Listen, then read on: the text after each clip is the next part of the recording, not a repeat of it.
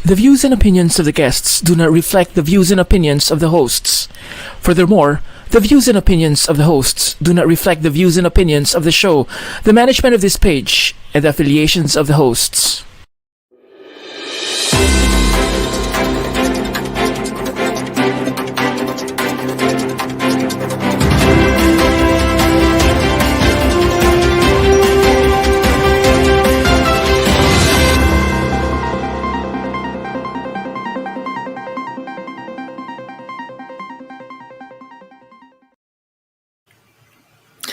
Mula dito sa Singapore, welcome po muli sa isa na namang gabi ng makabuluhan at napapanahong talakayan. Ito po ang Weekends with Rated J.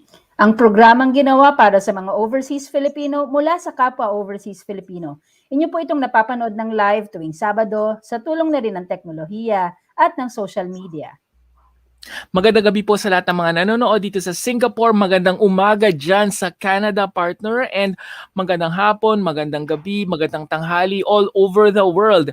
Maraming salamat po sa inyong patuloy na pagtitiwala. Ako po si June Rigunan. At ako naman po si Dazilin Zapata Pinlac. Good evening dyan sa inyo, partner. At syempre, magandang gabi sa ating mga kaibigan at kakwentuhan tuwing Sabado Sabado ng gabi dyan sa Singapore. For more updates, please like and follow our official Facebook page, Rated J, at sa aming YouTube channel, Rated J Official. Para naman po sa inyong mga komento, mag-post o mag-send ng message sa ating Facebook page, sa ating Twitter account, at sa ating bagong Instagram account na Rated J Official, o di kaya naman po ay mag-email sa ratedjofficial@gmail.com. Alright. Partner, kamusta dyan? And dyan ba ay nag-uumpisa ng lumamig o malamig pa rin dyan? Actually, sa labas, mamaya papakita ko siguro sa he said, she said. Very foggy yung lake, kaya ayan na, parang winter is coming yung feeling dito. Correct. Alam mo, parang papa-winter na yung pakiramdam. Right. Dito naman ay hindi naman masyadong medyo cool pa rin siya dito. I mean, ibig sabihin ay hindi naman malamig, hindi rin naman mainit at hindi rin umuulan. Kaya chill lang ang panahon dito ngayon sa Singapore. Pero sa Pilipinas, mainit-init, lalo na nga darating na ang eleksyon at next month na nga ay filing na of candidacies, kaya talagang mainit ang panahon ngayon dyan sa Pilipinas. Well, speaking of mainit, wala namang kinalaman tong pagiging mainit na to, no? Pero partner, alam ko na mahilig kang magbasa.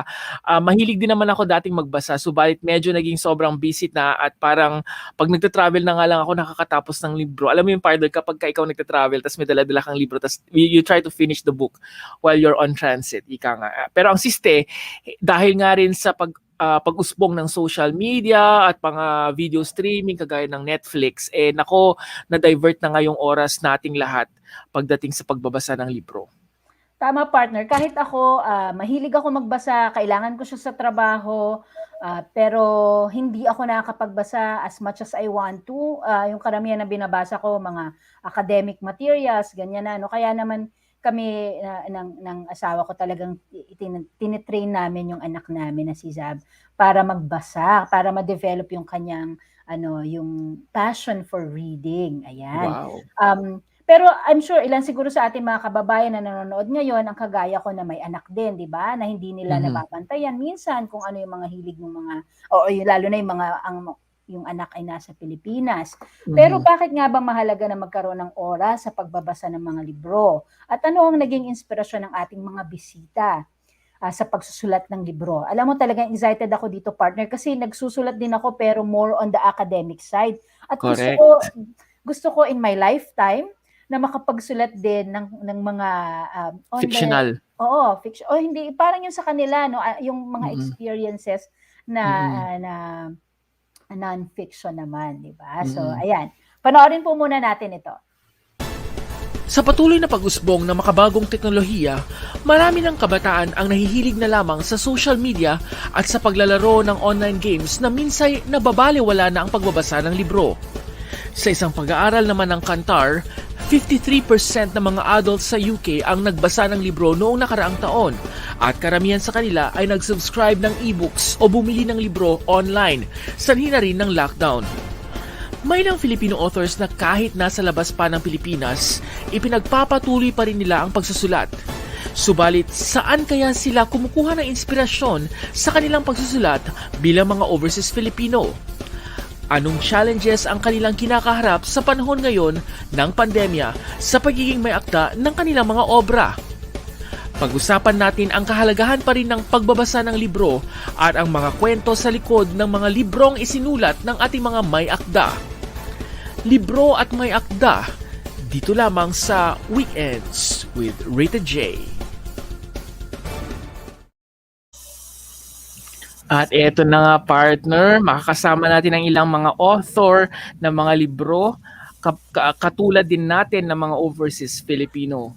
Right, partner? Ayan. Unang-una na nga na ating guest ay si Miss Migs Bravo Dot. Siya ang may akda ng The Rosales House. Ayan. So Migs is a writer and researcher. Her short fiction has appeared in 22 New Asian Short Stories 2016 and Kitaab's The Best Asian Short Stories of 2018. She has contributed poetry to various anthologies and journals in Singapore, Asia, Croatia, and the USA. She has co-edited Get Lucky, an anthology of Philippine and Singapore writers, and is the author of the novel The Rosales House. Ayan, everyone, please help us and welcome Miss Migs Bravo Dad. Welcome to the show, Miss Migs. Thank you so much, Daz. Thanks, June, for having me here. Salamat sa pag-imbita at excited akong makausap kayo tungkol sa aking experience as a writer and most importantly, as a reader. Wow, all right. Makakasama rin natin ngayong gabi si Miss Donna Avellana Kunzler. Okay, siya ay author ng Overseas Fabulous Pinay. Donna is a business process improvement leader and a CPA with over 20 years ng kanyang professional experience na nakuha niya sa Pilipinas, sa Singapore, sa UK, sa US, at syempre ngayon na nasa Switzerland siya. As a passion project, she self-published her book. Ito ngayong The Overseas Fabulous Pinay, a modern Filipinas handbook on how to thrive abroad. Uy, bagay na bagay sa iyo yan, partner. Fabulous Pinay. It was written in March, or it was published in March 2020.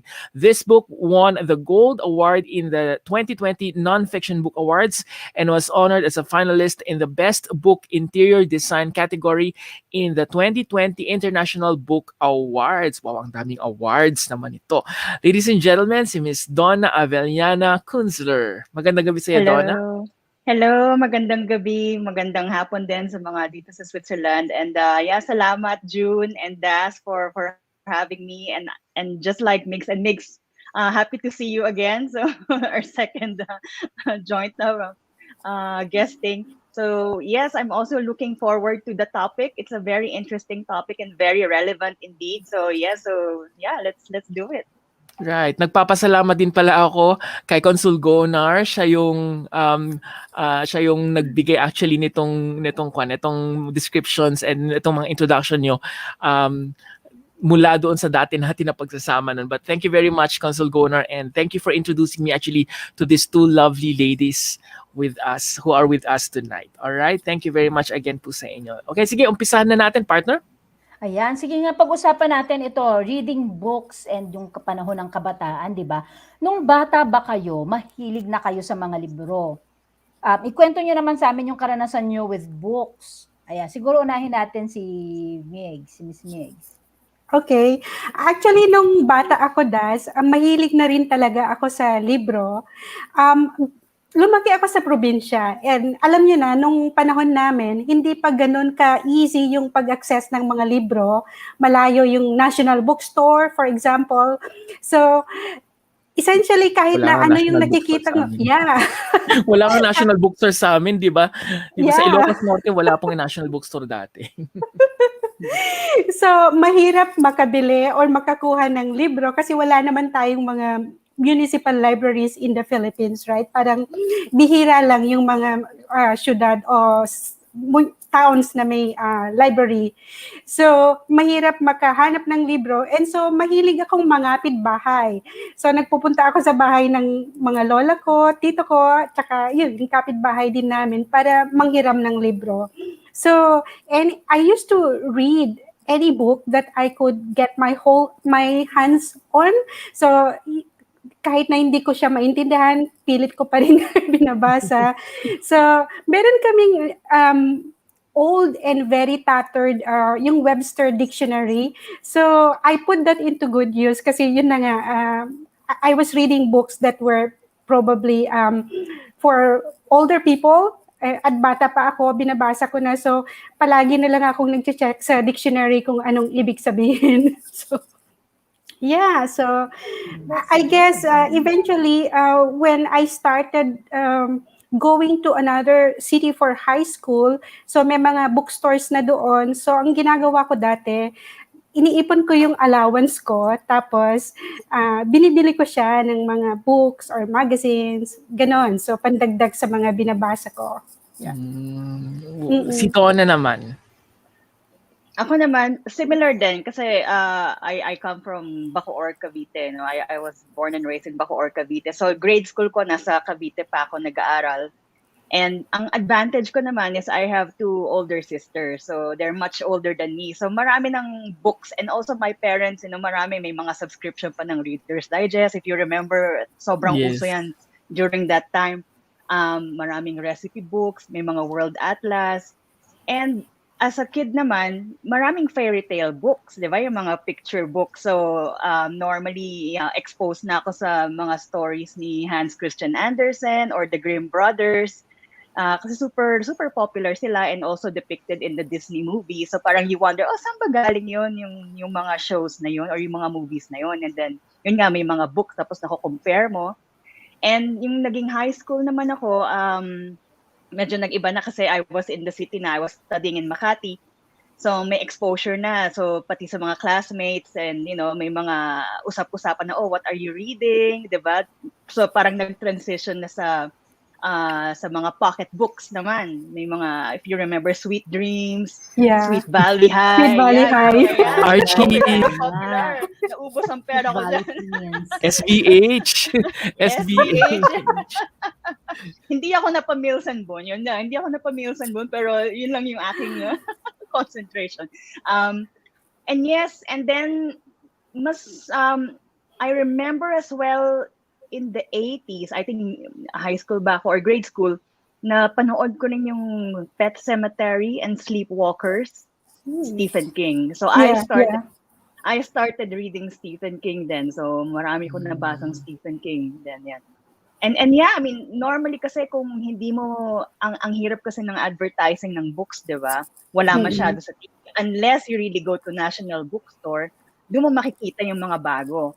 Or otherwise, malalaman mo na lang na may popular na movies na book adaptation pala. Yeah. So mag-curious ka na, ano kaya compared yung how do you compare it to the actual book? Tapos mapag-uusapan nyo na, hindi nila napakita sa movie yan, or it was hard to depict in the movie. But yeah, that's how it is. And then eventually, mas naging wide yung aking spectrum ng iba-ibang genres sa books.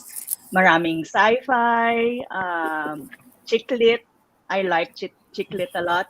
And non-fiction as well. So as I got older, mas marami ang nagiging non-fiction yung binabasa ko. So yun yung evolution eventually. Yeah. O para sa kapakanan ng quick follow-up lang, kasi baka yung iba hindi nila alam pag sinabing chick lit or chick literature. Ano ba yung chick lit? Baka hindi nila alam, binabasa ko pala yan, pero hindi ko alam na. Ayun pala. Correct. Hindi siya tungkol sa mga sisiyo, pero ang chick lit is yung mga, I think yung heroine mo is normally a woman na in her 20s or early 30s maybe in some cases. And yung mga typical, conflicts ng being a single woman, yan, yung Sex and the City would be one of them. Sophie Kinsella's Shopaholic series. Yan yung Bridget mga Jones. Bridget Jones, yes, yan. Parang ako dati, lang ako Daniel Steele, yung mga ganyan, yung mga panahon ko. Tapos, masyadong heavy yung Daniel Steele. Oo, masyadong nga lang mabigat. Pero ito yung mga pang-college days na o mga end of high school to college days na. Yun yung mga ganun noon. Yun. All right, sige. Okay, pag-usapan naman natin itong mga nangyayari nga sa nakalipas na mga panahon. Mas nakatutok nga tayo mga Pilipino ngayon sa, or hindi naman sa lahat, pero maraming mga Pilipino ang tutok ngayon sa social media at sa mga online games. Nakita nga natin sa VTR kanina yung mga tao talaga, mga online games talaga, mga mobile legends, di ba? Ano yung sa tingin yung aspeto ng isang tao ang sa tingin yung nawawala because of this diversion nila ngayon sa social media and mga online games, and of course yung mga video streaming din katulad ng Netflix? Meron bang nawawalang aspeto ng isang tao when it comes to, hindi na masyado sila nakakapagbasa because of this other diversion? Do you want me to go ahead? Yeah, go ahead, Miss Migs. Yeah, sa akin ang una kong naiisip na parang effect nito, yung mas madalas tayo sa social media kaysa sa reading books, for example, yung attention span natin nababawasan. So, I think our ability to focus na-affect kasi yun, yung brain natin nasasanay, it's being rewired for shorter attention span. And therefore, kung madalas natin ito ginagawa, parang mahirapan na tayong mag-focus when we need to work on something na kailangan yung sustained attention. So, I think yan yung unang pinaka-immediate effect. But also, nakaka-affect din ito sa ito, opinion ko lang, sa ability nating mag-form ng opinion kasi pag na-expose na tayo sa pananaw ng maraming sources, especially kung hindi reliable, like fake news, na i-impluwensyahan yung ability natin to form our own opinion. So, I guess for me, that's the most ill of, madalas na paggamit ng social media.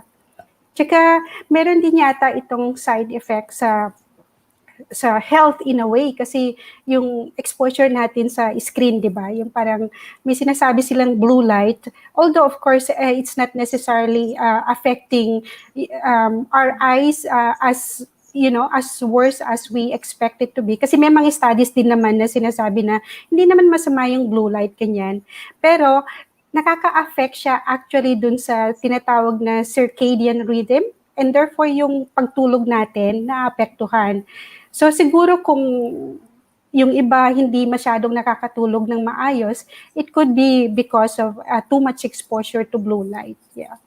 Ako, parang guilty ako dun. Guilty talaga ako dyan na parang alauna, alas 2 na ako nakakatulog. Madalas. Yun. What about you, Donna? I think in addition to what Mig said, siguro yung isa pang kind of nawawala dahil sobrang focus sa video streaming and online social media is siguro yung ability mo rin to enhance your own creativity and imagination. Kasi 'di ba pag when you watch, it's right there. There's limited creativity kasi parang you're just absorbing. Whereas if you read something, if you read a book such as a fiction novel, you really ini-imagine mo talaga how it looks like in your mind from what you know, or you also imagine like how the person feels, how the setting looks like. So yun, mas 'di ba, mas broad, mas nakaka and then siguro a little bit then is yung empathy side. Kasi again, when you watch something, mas limited yung expression, whereas may mga authors na pag binasa mo, talagang you understand what's supposed to be going on through the character's mind. And then you can then, infer from that like, wow, ganun pala yung nafe-feel niya, naka-empathize ka, you put yourself in the person's shoes. So, yun lang, parang in addition to what she said na mga health, of course, guilty rin ako sa shortening of my attention span. But I think, yung important aspects is creativity,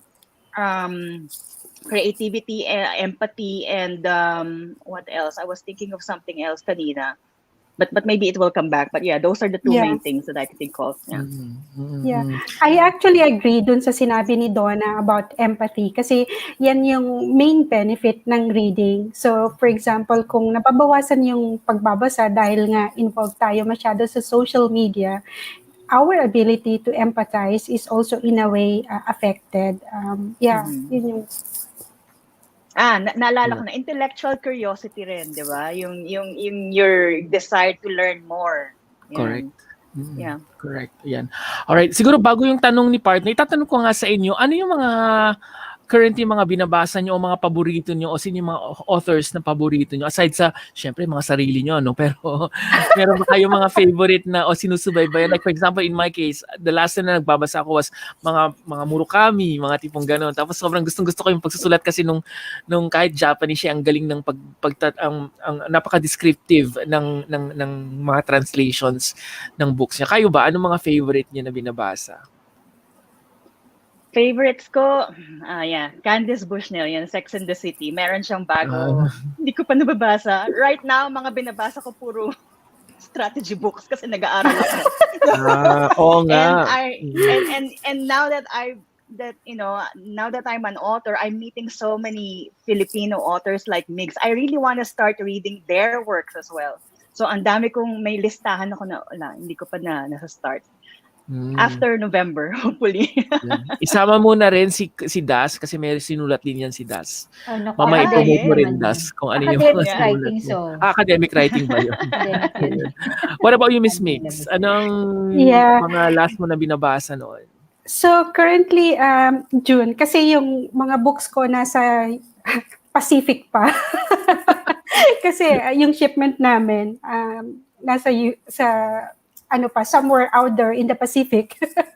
So I've been borrowing a lot of books from the National Library here in Singapore. And it's one of the, better libraries I've seen so far. Kasi ginagawa ko, pag nagpupunta ako ng ibang bansa, pinupuntahan ko yung library. Nerd, no? So, maski nung nagpunta ako sa Tromsø, sa Norway, napakalayo sa lugar, hinanap ko yung library. So, anyways, yung library dito sa Singapore, very well stocked. So, marami akong hinihiram na libro. So, currently, what I'm reading is a book by Ada Limon. Poetry book. At saka, binabasa ko din yung memoir ni Stendhal. Mga classic writers, itong sina Stendhal, sina Proust, ganyan. So, yeah, I actually read across genre. So, hindi lang sa fiction kasi I write fiction, right? But I try to read across genre. So, I read a lot of poetry, tsaka yun nga, mga memoirs. So, before borrowing loads of books from the library, binabasa ko rin yung si Deborah Levy. She's a British writer.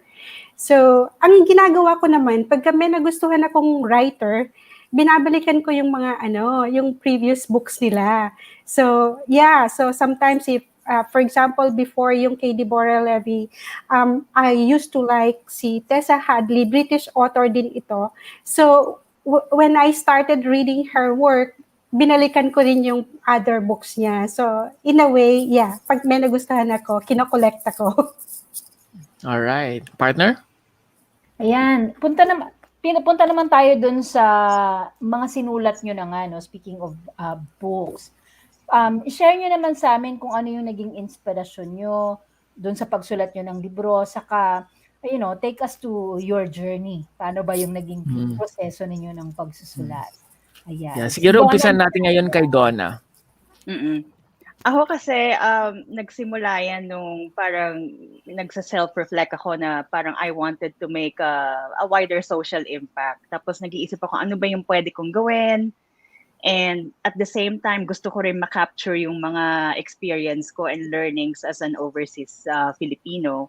So kaya naisipan ko, magsulat kaya ako ng libro. And like I said, gusto ko yung mga chick-lit. So I was thinking first magra-write ako ng chick-lit novel to show yung mga stories ko of living overseas. Pero nung nag-start na ako magsulat, nahirapan ako kasi hindi ako trained writer talaga. And ang from my career, 'di ba? I'm a business advisor. Mas sanay ako mag-write ng mga reports, ganyan, mga recommendations. So eventually ang lumabas puro mga checklist, how to, yan. And so it was more natural for me to like tell people what to do as part of my day job. And that's how it started. So ganun na parang okay, so it's like it looks like because it's still connected, right? I wanted something na connected to my life overseas. And at the same time, I wanted to help people learn from my experience. So, ginawa ko na talaga siyang self-help book. And talagang yung journey ko, nag-iisip ako since, it has been a while since I really moved somewhere. So, nag-isip ako parang, ano ba yung mga challenges ko at the time? And, yung mga nakilala ko rin mga fellow, expats or Filipinos who were living abroad. Ano ba yung mga naging challenges? And that is how I came up with the book, with certain topics na yun nga, parang ano ba yung mga skills na kailangan mo to live, to survive life overseas. Ano yung mga dapat mong gawin to prepare for your move. Ano ba yung importante in the first 6 months na pag-arrive mo sa ibang bansa? How do you make friends? How do you conduct yourself in the workplace? And on the financial side then, I touched on that. And lastly is about self-help then, na hindi mo makalimutan yung sarili mo na yan. Kasi 'di ba as Filipinos, majority parang nag-abroad sila to provide for their families in the Philippines. So yung aspect na self-love, self-care then is I touch on that book. Yeah. And how to do it fabulously. So yung tone ng book ko is very tongue-in-cheek. So taking it from the Sophie Kinsella and Sex and the City, vibe. So it's very light, and it's you would feel like someone, like your girlfriend is just talking to you and telling you what to do. How you will survive life overseas. Over a cocktail or a martini, ganyan. So that's the inspiration. Yeah. But not really like a girlfriend nagging on you on what you're supposed to do. Hindi naman ganon. Hindi naman. Hindi naman Parang ganon. chika-chika lang, yeah. Okay. Pero sige, bago siguro kay Migs, isusundutin ko na lang yung next supposedly na natanong natin. Ano yung exactly na naging goal mo ba noon nung sinusulat mo yung book mo? But we will also discuss further kung ano yung contents ng book mo. But before that, ano yung exact goal mo nung time na yun? Ang goal ko talaga nung time na yon is gusto kong ma-realize yung advocacies ko. So I've always advocated for education, women empowerment, and promoting the welfare of Filipinos overseas. And I wanted to do something na talagang personal to me, that I can do something about my advocacies in my own special way. So yung having the book, having my experience and knowledge out there is my way. It's my way of giving back. And yun nga, apart from the book, I also have my blog and my podcast on highlighting Filipino women role models, based overseas. So parang overall, that package talaga is to be able to realize those advocacies. Yeah. All right. Si Miss Migs naman. So, bali, June, nag-umpisa ako as a short story writer. So, basically, yung The Rosales House, nung sinulat ko siya, the very first time, it's just a 2-pager story. Parang kailangan ko siyang isubmit para sa writing course ko. But then, at that time, ang kwento ay tungkol kay Ana at Dino. Siya yung parents ni Claire Rosales, yung bida sa aking kwentong The Rosales House. So, yung kwento ni Ana and Dino, basically, galing sila sa magkaibang mundo.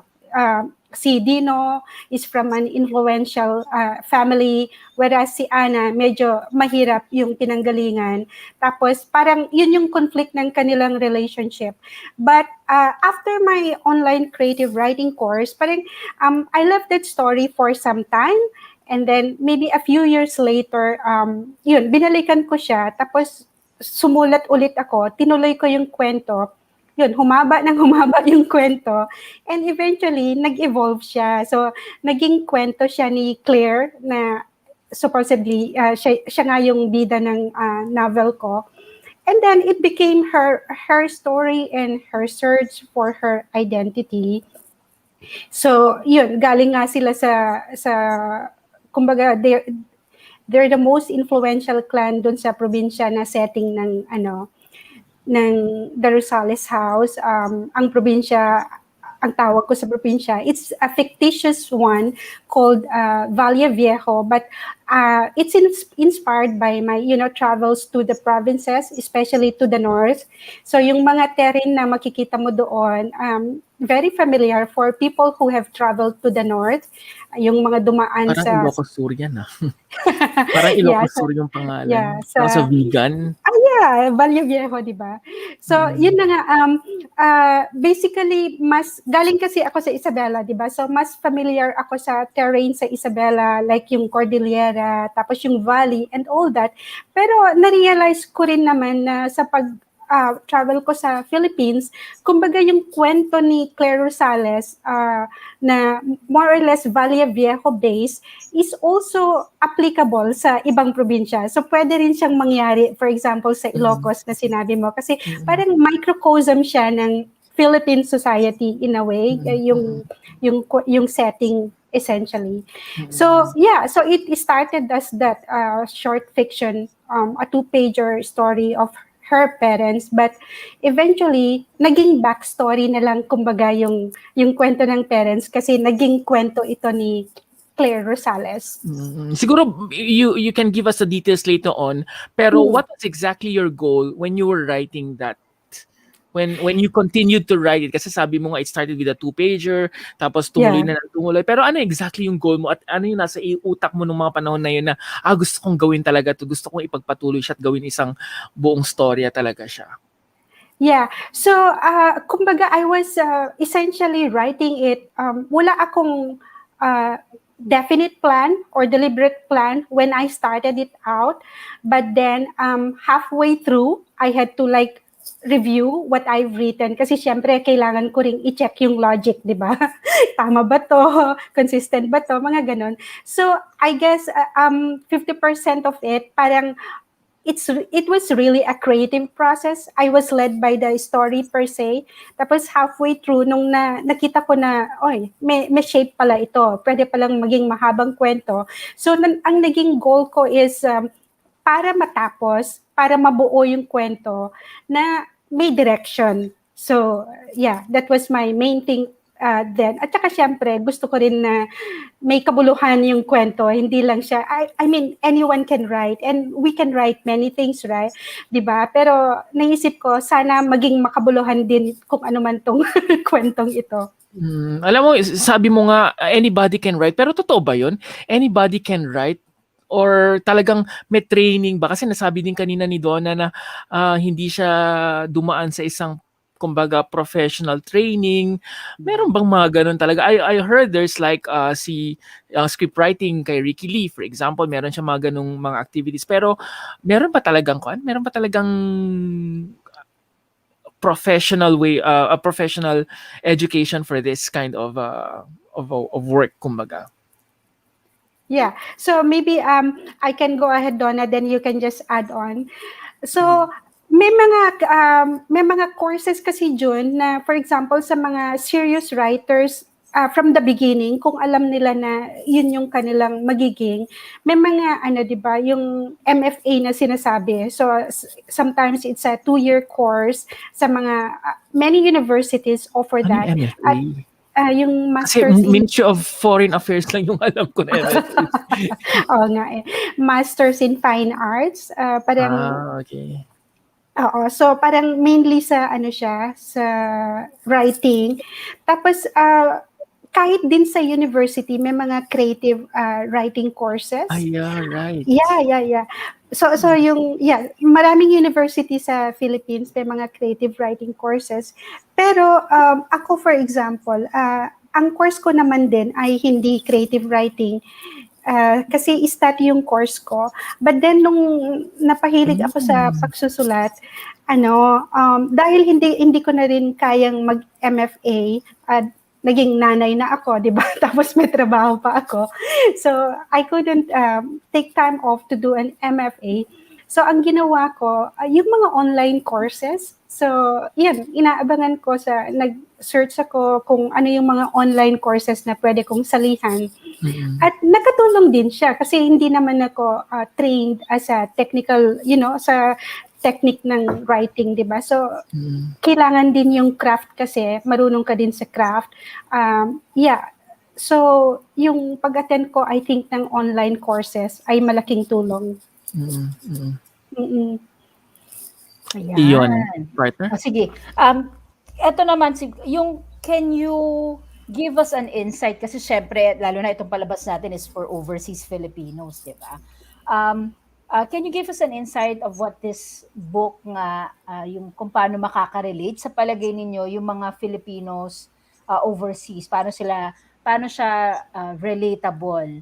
I mean, kumari sinabi ni Migs kanina na yung setting ay sa, although fictional, ay sa provinces, pero ano ba yung mga characteristic nila na meron ba kayong naisama, like for you na about yung pagiging Pinoy, ika nga. And for Donna, kasi yung sa kanya talagang about her being an overseas Filipino. So baka itong tanong na to, mas madaling sagutin ni Donna. But Right. so si Donna muna, no, para mamaya we will give Right.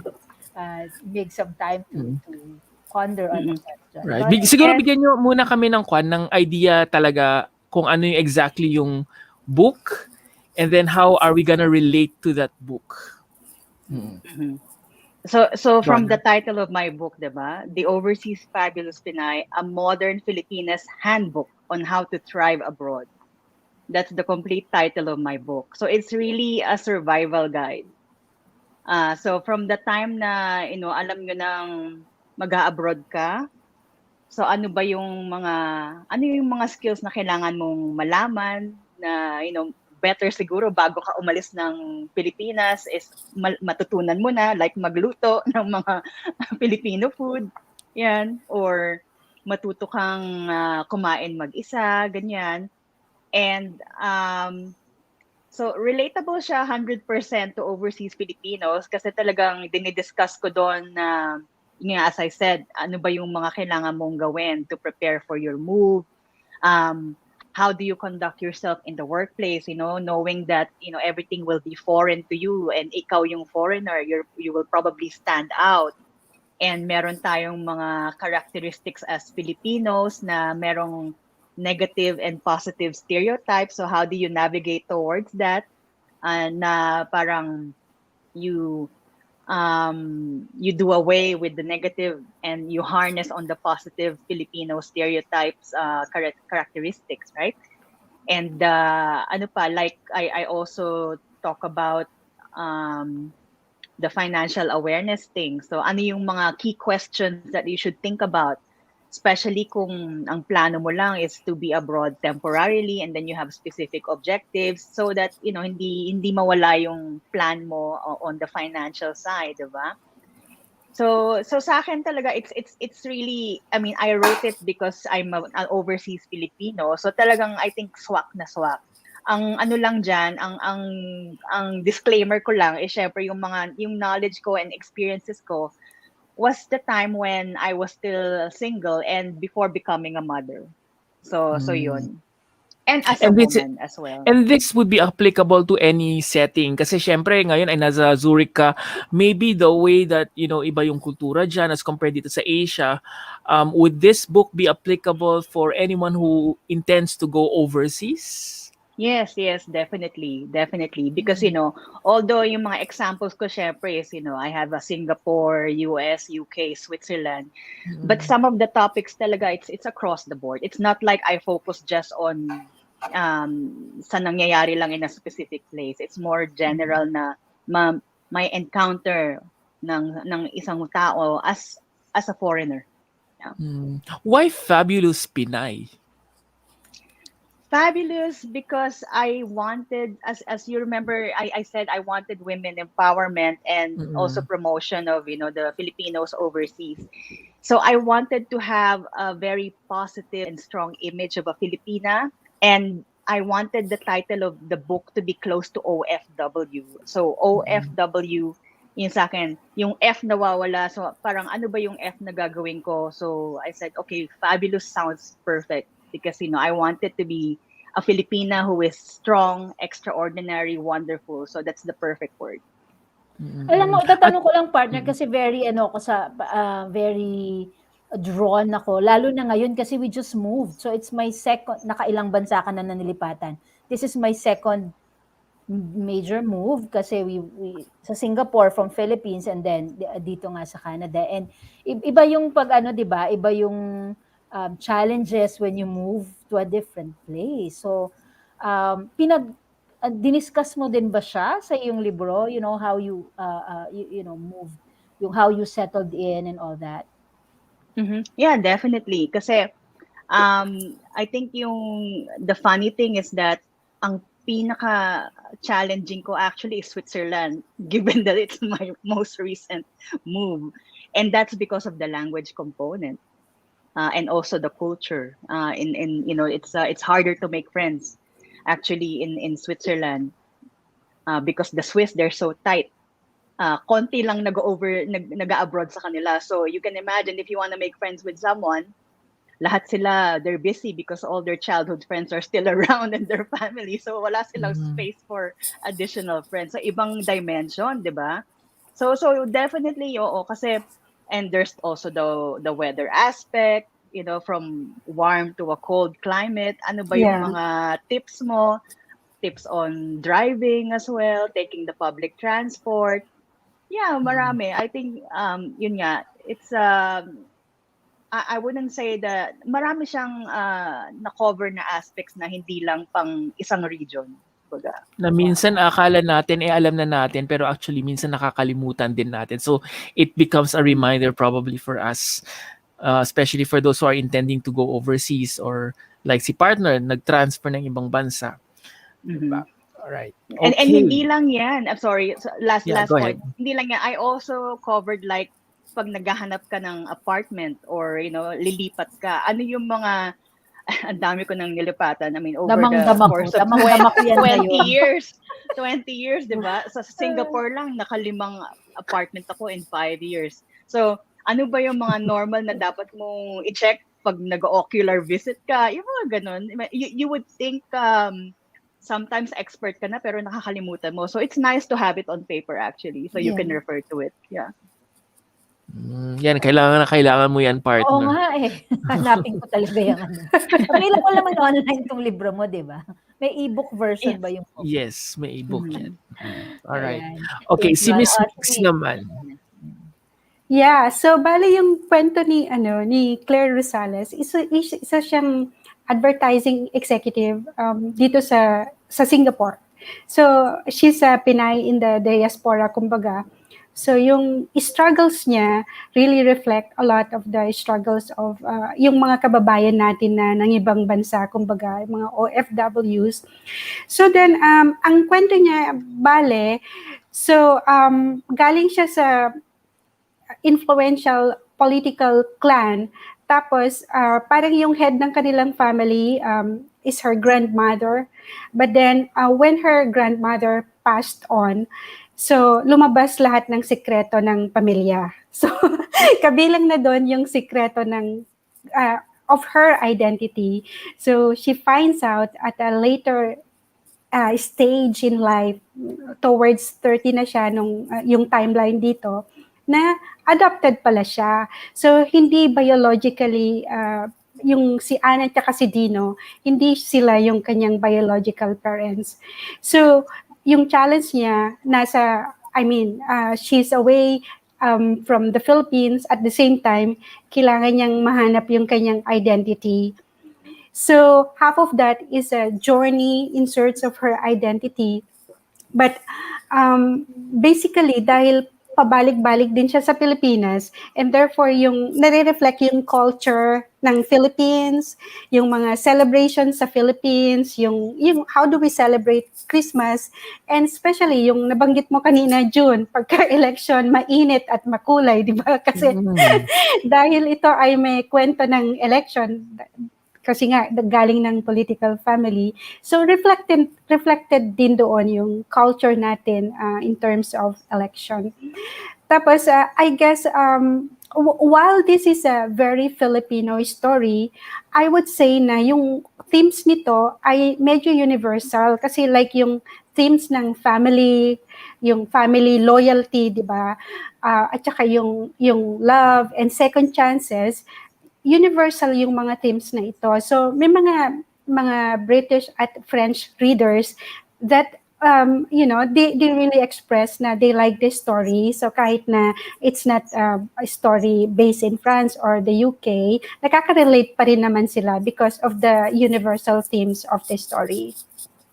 Ako, actually hindi nga lang universal, talagang napaka-Filipino din yan, no? Kasi, yung, di ba, konsepto ng adopted, yung mga malalaman mo na lang na adopted, di ba, parang teleserye ang dating, ganyan na ganyan yung mga storyline ng mga Yun yung mga teleserye sa usual na Pilipinas. conflict na that attracts us. So, Correct. tama. No? So, appealing yung Family issues, Yes. which pag-uusapan natin in 2 weeks, partner, actually tungkol sa family issues. May makakasama din tayo na writer dito sa Singapore, pero she is more of focusing on family issues, family matters. So magpapaka-Dr. Love tayo sa kanya one of these in the next 2 weeks. Yeah. All right. Okay, ako na pala, partner, no? Yan. Okay. So, was there any, I think nasagot niyo na rin naman to, ano, kung was there any touch of being a Filipino sa book na to, and sabi niyo nga merong integration talaga ng Filipino culture din ito, no? Pero sige, pag-usapan natin being a writer, being an overseas Filipino writer, ano yung mga naging challenges niyo or na-experience niyo habang ginagawa niyo tong project na to? I go first? Yeah. Go ahead. So sa akin, yun nga. So number one, I mean, yung sa pagsusulat pa lang, because I have a full-time job. So I was always just writing in my spare time. So I was actually using the notes app of my iPhone habang nagko-commute ako. I was writing chapters along the way when I was on holiday. And I think just like Migs, nag-start ako, I think 2015, 2016. And medyo, write lang, leisurely writing, hindi pa ako serious. And then naging serious nung I got pregnant. So in 2019. And then naisip ko, it's now or never. Siguro dapat tapusin ko na to. And then, yun nga, na-challenge ako. Talagang nung naging serious na, I hired an editor to help me with the technical side of writing. Tapos yun, natapos namin yung editing side ng end of August. And then my baby came 5 days later. Wow. And then when I was adjusting to motherhood, breastfeeding, I was also doing the book production. So I had a team in Philippines, Hatch Ideas, hello. They helped me, they were doing all the book layout for me and the cover art. And in the middle of, in the early hours of the morning when I have free time, I was reviewing the proofs and, interacting with the people in the Philippines on my inputs about the cover and so on and so forth. And isa pa, since hindi naman ako dahil hindi ako, it was very new to me, the publishing world. I had to research a lot kung what would work for me, self-publish or traditional publishing. And since I had the time constraint na talagang gusto ko mangyari na siya, and typically sa traditional publishing, it may take years. I cannot wait that long. So I'll do self-publishing. So I decided. And with self-publishing, it went well naman. And then, ano pa ba yung challenges is, I suddenly, nung na-publish yung book, no one tells you that, you have to market it as well. So yung awareness naman. Diba? Parang, okay, now you have a book, so what? So, paano malalaman ng mga tao na may book ka na and then your book is worth reading? So, pati yung marketing, I had to learn about it. I had to do a website, do a blog and a podcast, all to suddenly have an author platform and parang transition from a public, from a private person naging public person ka. That's a big transition.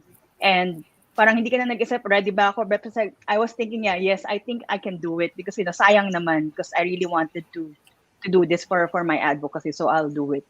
It should be worth it. And yun. So, yun yung mga challenges. And then COVID happened. So, I published on March 8th, Women's Day, 2020. And guess what? A few days after, it's the COVID lockdown. I was supposed to fly to Philippines for a book launch event. I had to cancel it. So I had to, find other means of how to raise awareness. And luckily, we have the different Filipino communities, the embassies and consulates who are very much willing to help in the promotion of the book. So yeah. Right. Oh, yeah. And congratulations pala kasi nga, or baka pwede mo kaming bigyan ng kaunti lang na kaalaman tungkol sa napanalunan ng libro mo. Mhm. So Yeah. yung awards is number one is the Nonfiction Book Awards. So this is a group of from the National Nonfiction Authors Association. So they have like you can submit your book and they review it. They have a set of criteria and you can submit at any time. And then they grant your book either gold, silver, or bronze, or no award at all. Maybe it's really bad. And so luckily I got gold. And that was really nice because parang it really gave me a sense of pride. Now, wow, I produce a quality, Yeah. a high quality book that really kind of parang Validated. validated my work and myself as an author. And then yung International Book Awards naman is also an international award. And yeah, I mean, the book was honored as a finalist. So it did not win the first, but it was a finalist. And it's still mentioned in the award page na it's a finalist for the book cover, book layout. Yeah. So the book layout, the interior design of the book is judged by, how you were able to do the layout, the fonts, to be able to make the readers read the book better, to have a better appreciation of the reading experience. Yeah. And my book is full of I have it here. This is the book, and you can see the layout. It's colorful, to really bring out, let's say, pag merong mga checklist and highlights, it's really clear. So I guess that was the good side. And then I actually have a third award. It's the Literary Titan. Very similar to Nonfiction Book Awards. The Literary Titan naman, they give awards like every month. They have a Literary Titan Book Award every month. And again, with a set of criteria, gold, silver, bronze, and I also won gold there. So yeah. Wow. This is just recently. Wow. This year, yung Literary This Titan. year lang. Yeah. This year lang. Wow, congratulations. And this is even your first book, right? Ito yung pinakauna mong libro. So, sa mga viewers natin, please po, supportahan natin para at least ma-experience din natin yung libro ni Donna. Diba? Para at least maintindihan natin kung bakit siya nanalo ng mga awards na yon. And sa lahat ng awards, they always say it's for Filipino women. And yeah, it's always Philippines is always mentioned. Yeah. Wow. That's Yes. great. Thank you very much for sharing that. Miss Migs. Yeah, so I guess very similar din kay Donna yung naging experience ko. Kasi ang biggest challenge ko was the time during the writing process because meron din akong responsibilities as as a mom, as a wife dito sa bahay, and I was also working. So essentially looking for that, a sliver of time to write was the biggest struggle. But thankfully, nabuo naman yung kwento. Tapos after that, siguro I guess yung second struggle was really in the promotion kasi yun na nga, na-launch siya during a pandemic. So it was launched last year, almost 12 months back. September din. So 1 year na pala. So, because of the pandemic, wala nga kaming chance na to have the usual traditional book launch, right? So, ang nangyari sa akin is essentially yung mga book signing ko, naging mas intimate siya, yung limited number of people at a time instead of the usual book launch na ginagawa sa isang central place.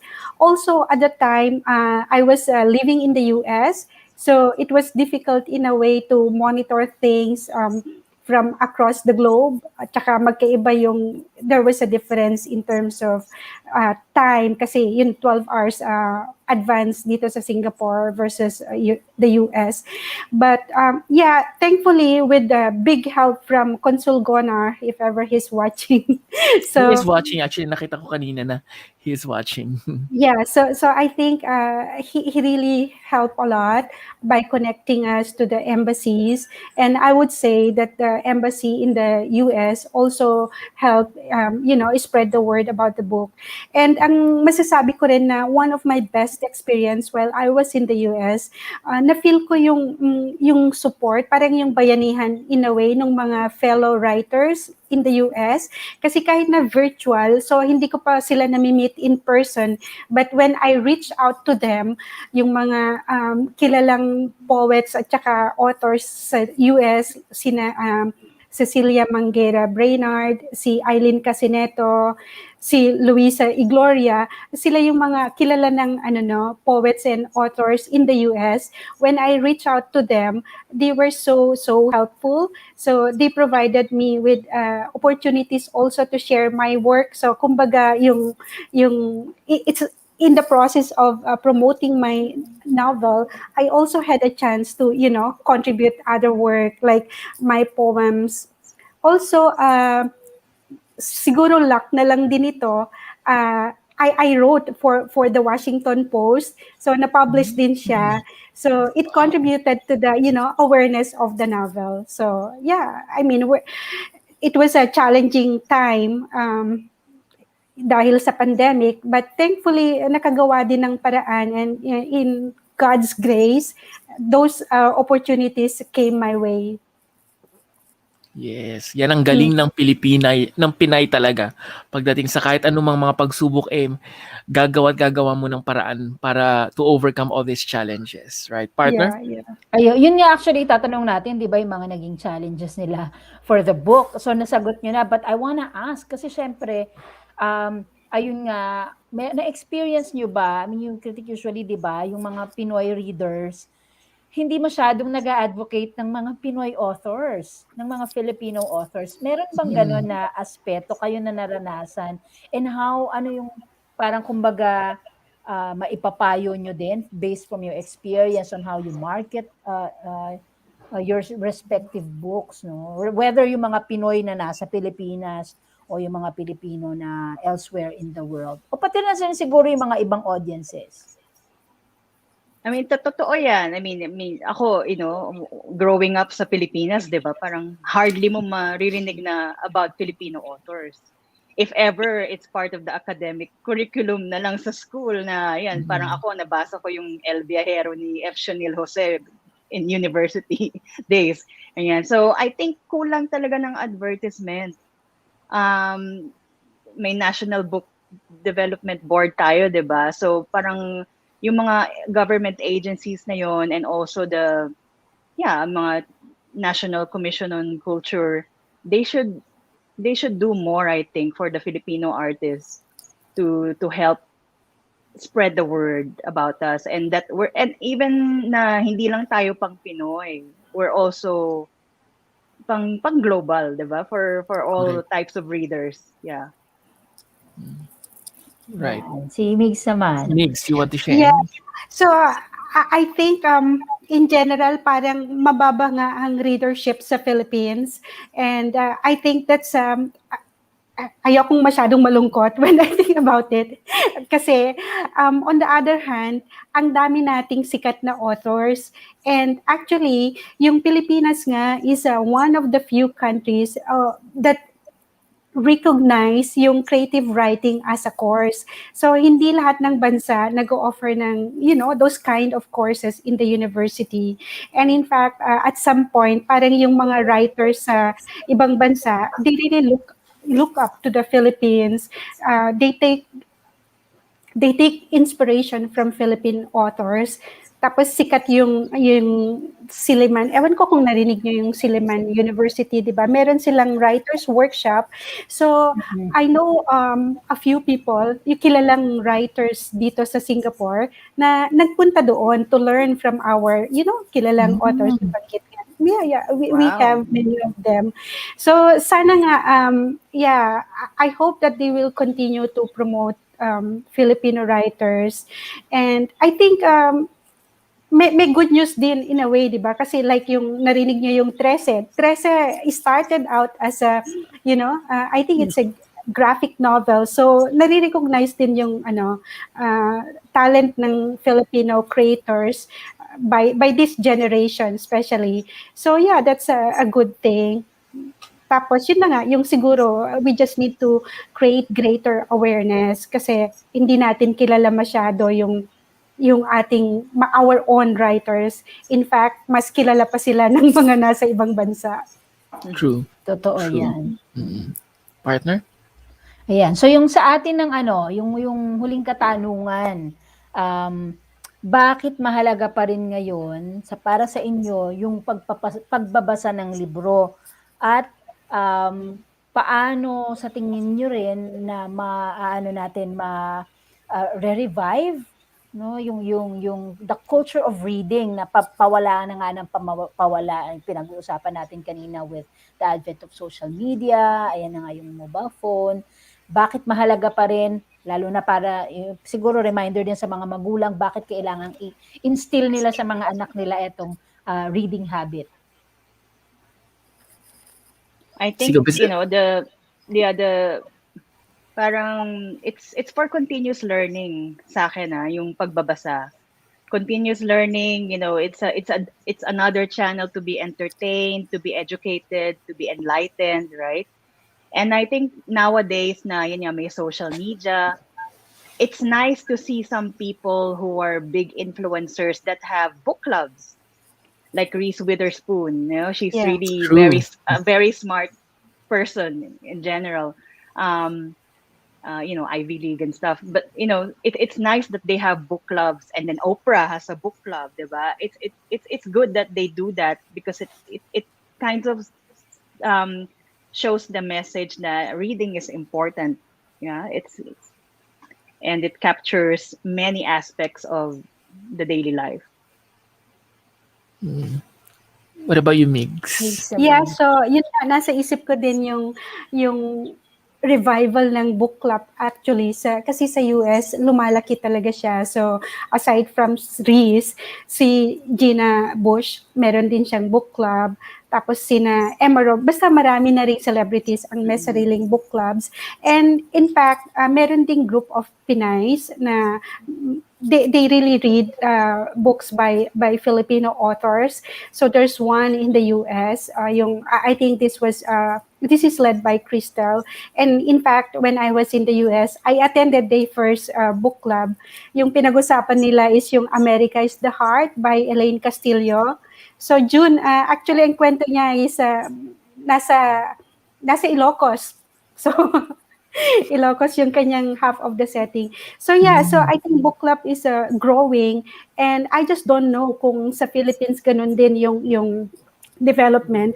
But also, Donna, na-meet mo rin ito, si Yukto sa Europe. So they're also trying to come up with a Pinoy-based book club in Europe. So maraming developments when it comes to that.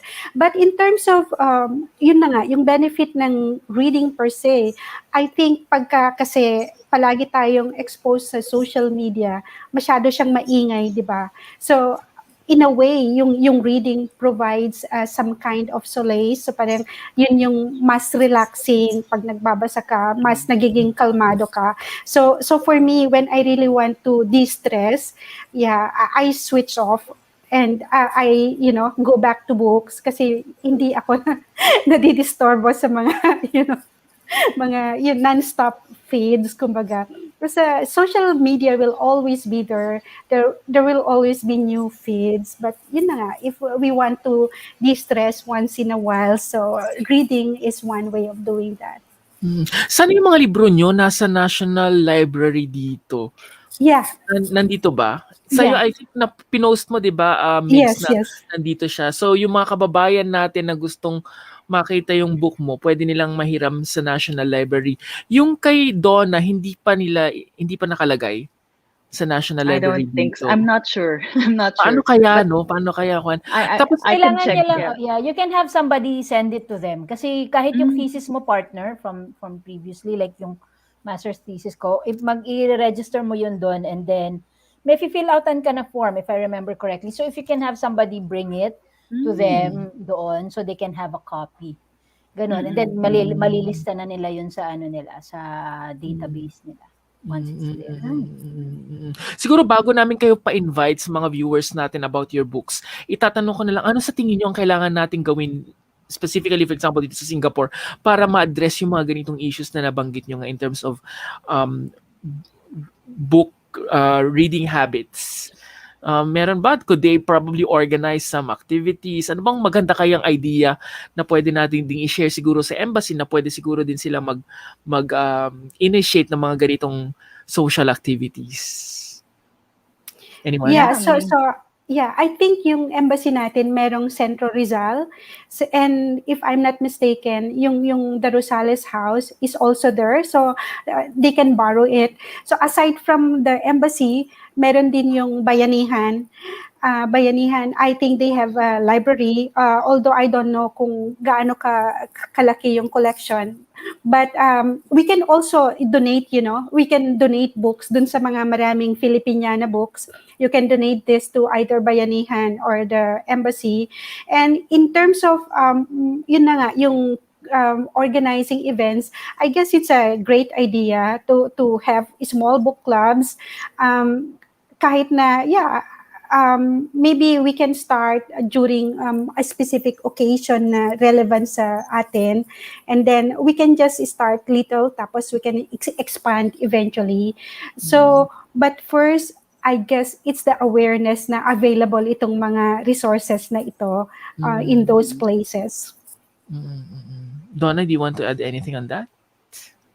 For me, because like when Mig said na, active yung Filipino writers, I think you have a club in US. Ako naman, medyo wala pa ako nahanap dito sa Europe kung merong ganung group of Filipino writers or Asian writers. So that might also be a good thing to maybe start, to have a group of Filipino writers, kasi parang you face the same challenges then, diba? Being based Correct. overseas, raising awareness, And the other thing is also parang, I think kung i-ano siya sa curriculum din, education curriculum, that would be nice.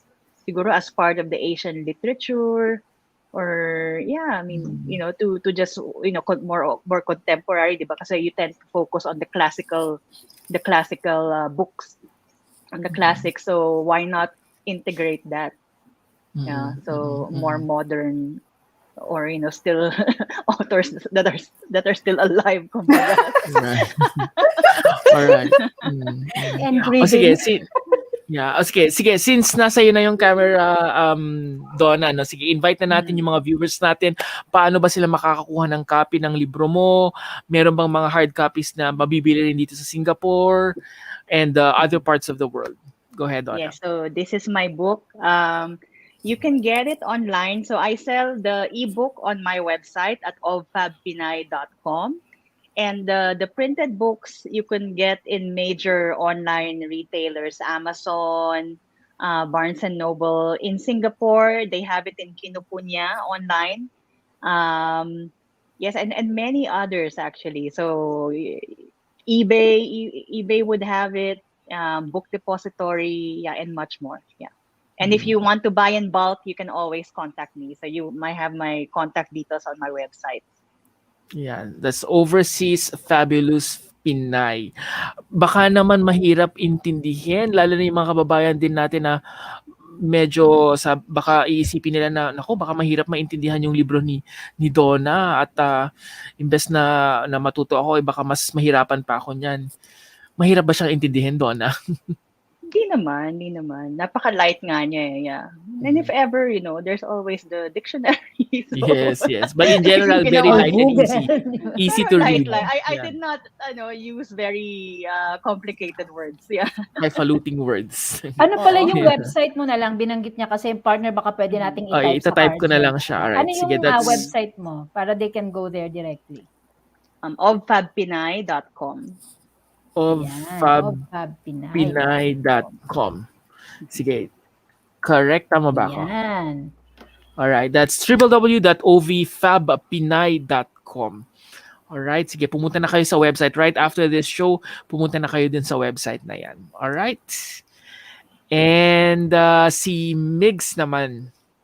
Yeah. So ito yung book ko. It's called The Rosales House. Yeah. So it's available currently at Kinokuniya. Available siya sa Kinokuniya. Available din siya sa Amazon. Dito sa Singapore, available siya sa Go Guru at saka Epigram. And of course, it's available in the library, sa National Library, in the many branches. You can just check that out. In the Philippines, it's available at Shopee and Lazada. And worldwide, it's available on Amazon. Alright. Nako, Yeah. nakalimutan ko pala. Yan. Thank you very much, Migs. Nako, nakalimutan ko tuloy. May ifa-flash dapat ako. But anyway, sa ating mga viewers, for the book of Donna, if you are watching us right now, you can avail of a discount. Sandali ha, i-share screen ko lang siya. Yun, nasan na ba siya? Nako, parang hindi ko na siya makita. Sige, anyways, ifa-flash ko na lang ulit or nasa ko naman siya, pinost ko na rin naman siya sa ating Facebook page. If you want to purchase, you can actually use the discount code, which is use the code RJ2021. That's rated J or RJ2021. Tama ako, right, Donna? Yes. Yan, Correct. sige. Yeah. Ipakita ko na lang ulit. Sandali ha. Para at least makita ng mga viewers din natin. And I'm checking Okay. out yung website nga ng Overseas Fabulous Pinay. Mm-mm. So, ayan, meron pang discount. Yes. Meron po tayong 25% discount when you buy. Basta gamitin niyo lamang po yung code na RJ2021. Sana sa lahat ng mga nanonood at i-repost ulit natin to para at least yung mga kababayan natin alam mo yun, imbes na nagsa-social media tayo, magbasa-basa rin tayo. Diba? Magbasa-basa rin tayo ng mga libro pag may time. Diba? Alright. Anyways, thank you very much to both of you. Thank you very much for gracing the show. Maraming salamat for sharing with us your, yung mga insights niyo about reading books, and sana na-inspire natin din yung mga kababayan natin na ipagpatuloy yung pagbabasa ng libro. Alright? Okay, Thank you. Thank you so much. Mag-extra lang kami pero dyan lang kayo at magpipicture taking tayo right after this, Sure. okay? So, Okay. mula po sa aming tahanan dito sa Singapore, ako po muli si June Rigonal. At ako naman po si Dazzlin Zapata Pinlac. Abangan nyo po muli kami sa susunod na Sabado sa mga pinakabago, pinakamakabuluhan at mga napapanahong impormasyon at talakayan ng tunay na public service po na hatid namin para sa inyo. Mula sa programang ginawa ng mga Overseas Filipino para sa mga kapwa Overseas Filipino. Ito po ang Weekends with Rated J. Susunod na po ang He Said, She Said right after this. Alright, doon tayo magkwentuhan pa ng mas lalo. Diyan lang kayo Thank you for watching our program. Please do like and share this video. Don't forget to watch our other videos and subscribe to our YouTube channel. Salamat ka, Rated J.